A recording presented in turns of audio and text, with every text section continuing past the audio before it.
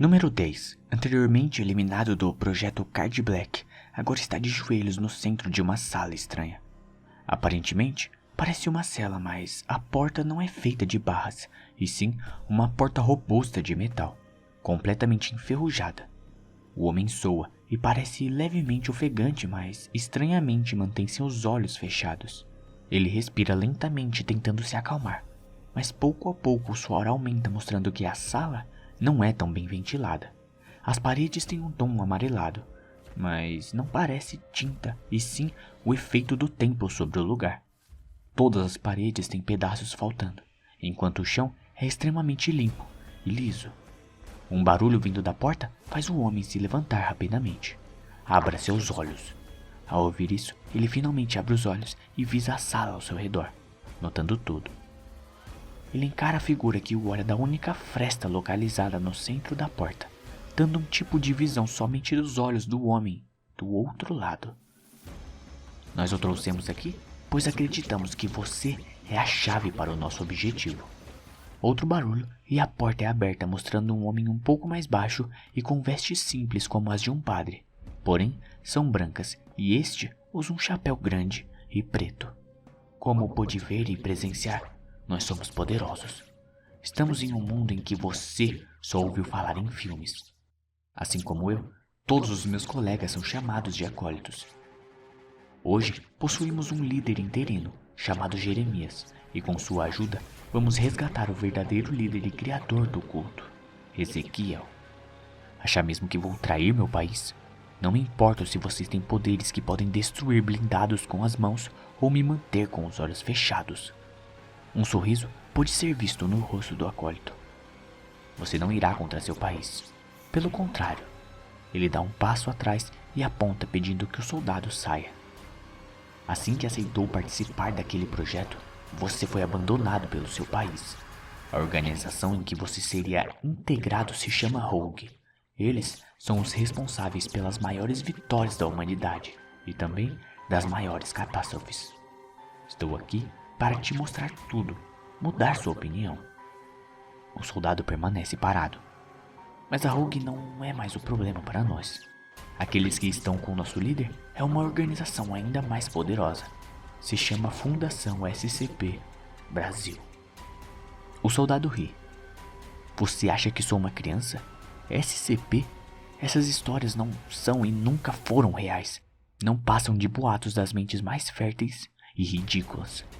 O acólito pisa no chão forte o suficiente para fazer o lugar tremer. O sobrenatural existe. Ele arremessa uma moeda e o soldado a segura. Tente. Ele reluta e encara a moeda nunca antes vista. Após alguns segundos, ele acerta uma das paredes com um soco e, para sua surpresa, ela entorta e faz um som metálico. Ele olha para sua mão com uma feição de incredulidade. Sua mão deveria estar quebrada agora. Você socou o aço.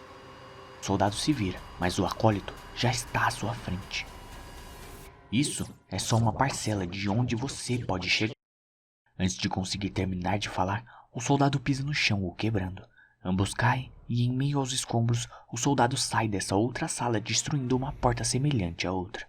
Ele olha para os lados e começa a correr com ferocidade pelo lugar que parece ser um labirinto de corredores.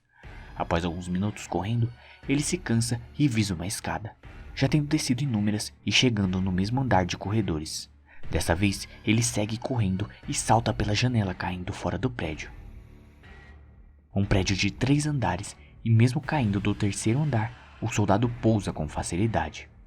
Ao olhar ao redor, pôde perceber um tipo de complexo gigante com somente grandes casas em formato de triângulo, feitas de madeira escura. Mas ao lado desse prédio, um enorme armazém. E no centro de tudo, uma grande estátua representando uma figura completamente imponente. Suas roupas cobrem o corpo todo em preto, junto a uma capa, um chapéu, luvas e botas distintas. Ele segura um bebê no colo, enrolado e sem face. Já o rosto da figura possui uma máscara com olhos, nariz e boca, porém inexpressiva.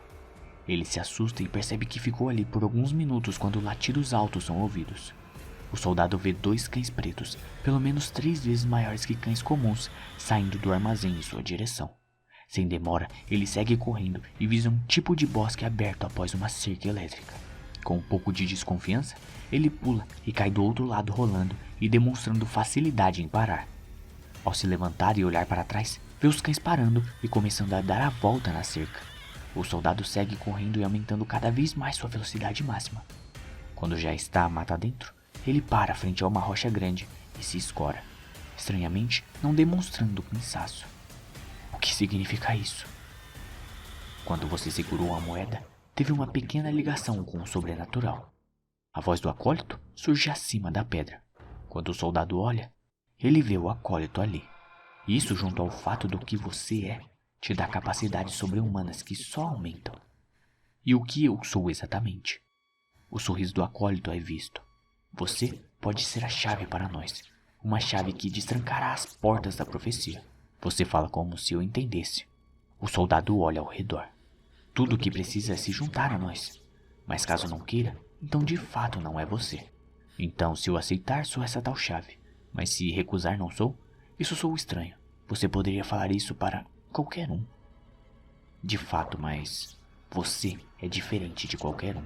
No sobrenatural, existem tipos. O seu é raro. Se está dizendo isso, então você mesmo não faz parte desse tipo, certo? Correto. Estamos esperando há anos. Mas está escrito que somente aquele que aceitar será a chave. O soldado começa a respirar lentamente. Devo lhe informar que, por mais raro que seja, infelizmente você não pode sair daqui sem ter a memória apagada. Caso recuse, é claro. Também que os cães que o perseguem são especiais e seus predadores naturais. Então, se eu recusar, vocês apagam minha memória e me libertam? Você não está preso. Apenas deve fazer uma escolha. Porém, também gostaria de informar que, mesmo que isso aconteça, pelo fato de você ter tido contato direto com o sobrenatural, a organização para a qual irá também vai fazer o mesmo. Ou seja, eles o encontrarão e apagarão sua memória. Talvez te usem como um assassino, mas nada além de uma ferramenta. E vocês? Creio que seja igual. Pelo contrário, conosco você terá um papel, será a chave e após abrir a porta, fará parte do culto. Ao perceber os cães espreitando ao redor, o soldado para de se preparar. O culto busca somente a salvação, o retorno do Senhor. Eu já ouvi isso muitas vezes, mas devo admitir que esse sobrenatural me deixou mais forte. O sobrenatural não te dá força, ele te dá poder. Você decide como usar. Pelo que entendi, o meu tipo ganha mais poder com o tempo, sendo que quando uso com frequência, o ganho é maior. De fato, porém isso é só uma parcela. Seu lado sobrenatural não foi devidamente despertado.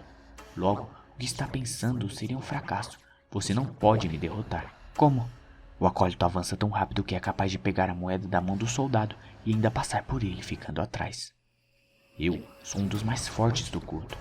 Mas, mesmo assim, sem você não poderíamos resgatar o líder e dar início ao silêncio. Uma voz paira no lugar, como se viesse de todas as direções. O ar fica mais denso, uma neblina começa a surgir. Os cães antes ocultos pelas sombras da mata se sentam onde estão. O acólito logo percebe e se ajoelha. Nada sobre o plano deve ser revelado. O soldado sente um peso leve nos ombros e quando olha para cima, vê uma figura masculina. Sua roupa é moderna com um tênis chamativo, meias altas chegando na canela, um short branco e meio rasgado, um moletom com diversas cores, com a touca sendo usada e um símbolo em comum no peito. E por fim, uma máscara brilhante em neon com 2X nos olhos e uma boca sorridente. Você é a chave para nós. Aceitará seu destino. Tome cuidado agora, pois se aceitar, terá seu lado sobrenatural ativado. A neblina se intensifica, o vento para, as árvores param, tudo parece parar e esperar a resposta. Prefiro manter minha mente. Ele toca a mão de Jeremias e sente uma única batida de seu coração percorrer pelo corpo. Após isso, seus sentidos começam a se aguçar, fazendo com que o soldado perceba não só os cães, mas também centenas de outras pessoas. Ao olhar ao redor e forçar a vista, ele vê que todos vestem roupas semelhantes à do acólito, e somente outros 3 se vestem da mesma forma. A profecia foi iniciada. Marche para o forte, lá libertaremos nosso líder. Eu acompanharei e ocultarei em névoa. E com um suspiro maior, ele libera mais névoa, o fazendo sumir. Todos começam a correr em direção ao norte. O soldado, por outro lado, fica parado olhando para as mãos e checando o corpo. O acólito chega perto. Isso que está sentindo faz parte do seu sobrenatural.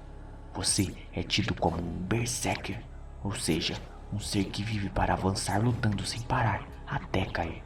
Não se preocupe em avançar, estaremos perto sempre. Como se já soubesse, o soldado começa a correr, logo ultrapassando diversos acólitos e tomando a frente.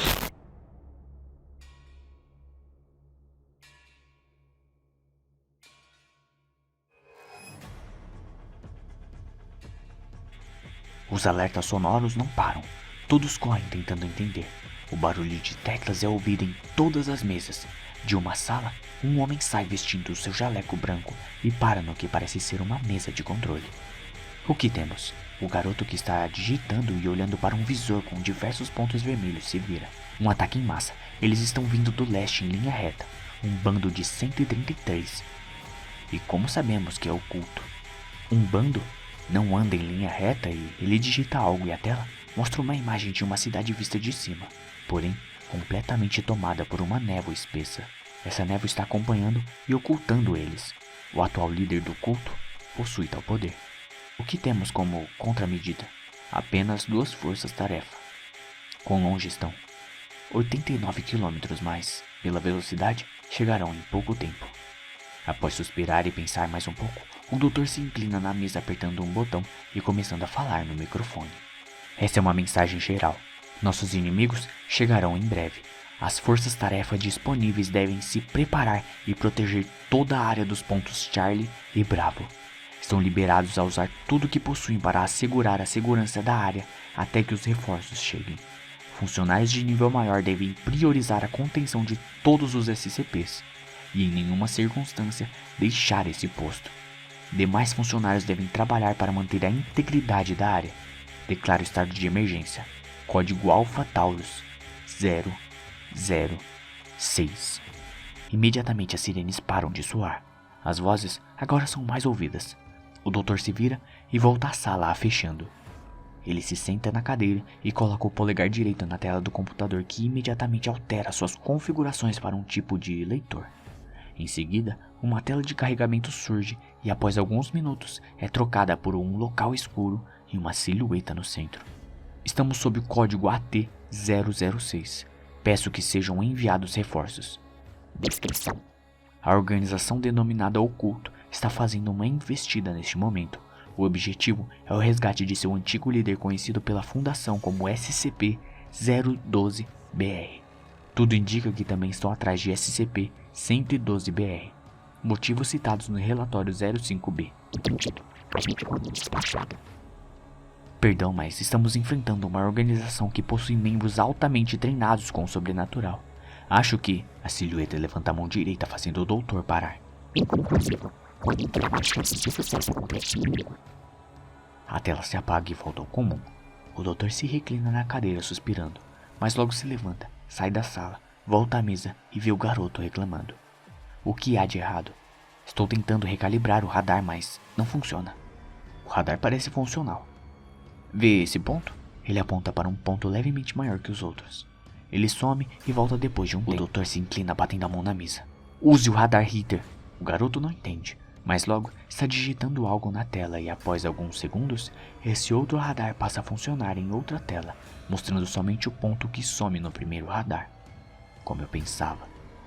Senhor, ele aponta para o ponto que toda vez que sai do primeiro radar, surge no segundo. Ritter é capaz de localizar somente a partir de 30 metros de altura, enquanto o radar comum não passa de 20. Então não é um erro.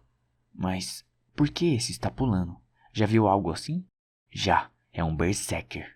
Então temos um maluco descontrolado vindo em... O garoto para e foca o monitor. Ele vai cair aqui. Aqui? Onde? O garoto olha pasmo para o doutor. Bem aqui.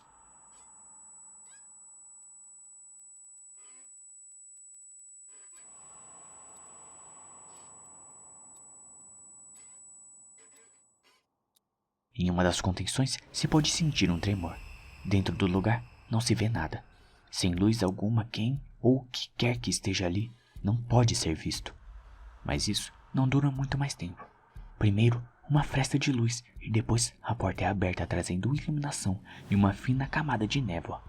Jeremias adentra lentamente visando uma mesa retangular em um banco semelhante. Sentado nesse banco está uma figura já vista antes. A figura retratada na estátua da base do culto. Corpo completamente coberto por vestes negras de couro, chapéu, luvas, botas e uma capa. Sua máscara, inexpressiva, apesar de possuir olhos, nariz e boca. O verdadeiro líder, Ezequiel, está acorrentado somente pelas mãos, o que o impede de se mover. Eu esperei tudo isso. Você sabe o que está escrito. Não demore. Sim. Lentamente, Jeremias ergue a mão direita mirando a máscara de Ezequiel. Os planos mudaram você. Foi aqui que eu recomeço. O culto terá objetivo.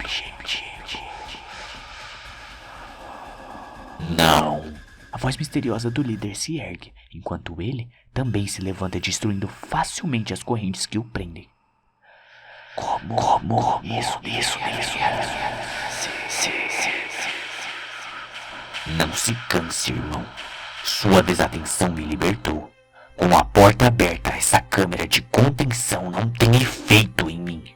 Agora, saia do caminho e pare de brincadeiras. Temos um mundo para salvar. Eu já planejava isso. Achei uma brecha. Tolo! Rapidamente Ezequiel salta sobre a mesa e tenta segurar seu irmão, que se esgueira para trás desviando facilmente. Não existem brechas no testamento original. Você sabe que existe uma. Aquilo não é uma brecha, é um erro. Não faça isso! A risada ecoa enquanto o irmão mais novo vai se esvaindo em névoa. Eu já vi.